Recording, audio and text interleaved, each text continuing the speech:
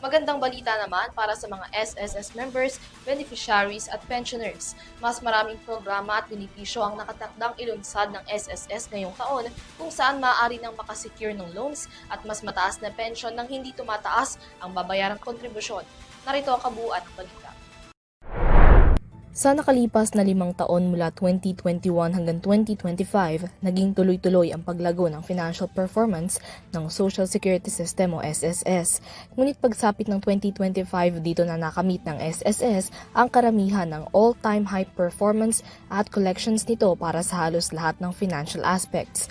Sa usapin ng numero, lumagpas na sa 1 trillion pesos ang reserve fund ng SSS kung saan ang total assets nagkakahalaga na ng 1.261 trillion pesos noong 2025, 22.1% na mas mataas kumpara sa tala noong 2024.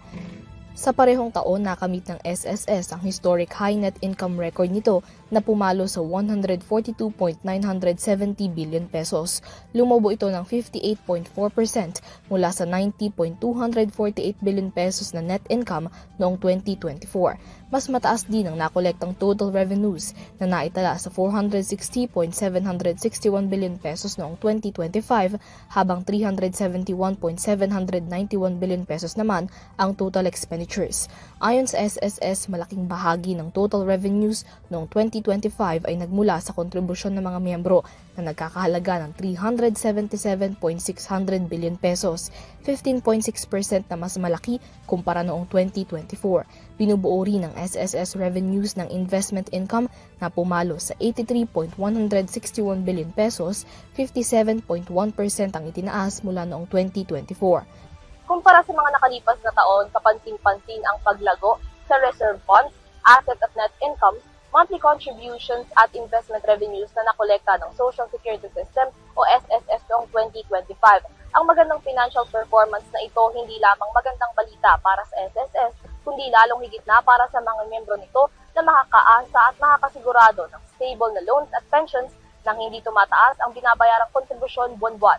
Paliwanag ni Finance Secretary at Social Security Commission Chairperson Frederick Go, higit sa mga datos at numero, ang financial achievements na ito ay makatutulong para sa pagpapaigting ng mga dati na at mga bagong programa at mas marami pang benepisyo nang hindi pinabibigat ang pasanin ng mga miyembro ng SSS.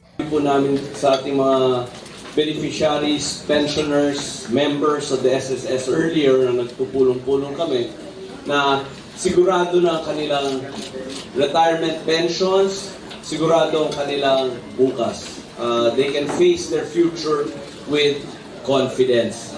And on top of that, because of the fantastic results of the SSS is able to come up with more programs that will benefit its members, no?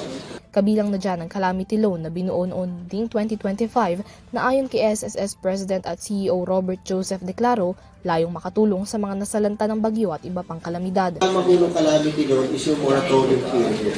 So pag nag-avail mo kayo ng calamity loan and since we're still under the state of national calamity until it's lifted by the President, you can avail of calamity loan and there is a 6-month moratorium na ibig sabihin wala akong babayaran during that same period. So kung hindi pa kayo nakakapag-avail, pwede pang makapag-avail. Mas magiging stable rin ang pension reform program ng SSS kung saan mula 2025 hanggang 2027 tataas ang matatanggap na annual pension bawat taon.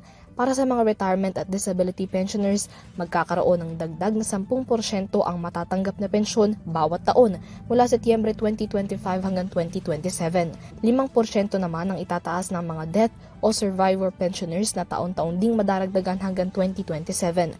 Pagkatapos ng 3 taon, tinatayang aabot sa 33% ang pensyon para sa retirement at disability pensioners habang 16% naman para sa death o survivor pensioners. Habang tumataas ang pensyon, hindi naman kinakailangan ng mga pensioners na magkaroon ng dagdag na kontribusyon. I think we made it very clear po din ang announcement ng pension reform program natin na wala akong contribution increase until 2027. So hanggang may pension na reform, wala ko kaming nakikitang increase in contribution ng ating mga miyembro. Para sa UTV News, Niela Yagin, sumasaludo sa bawat Pilipino.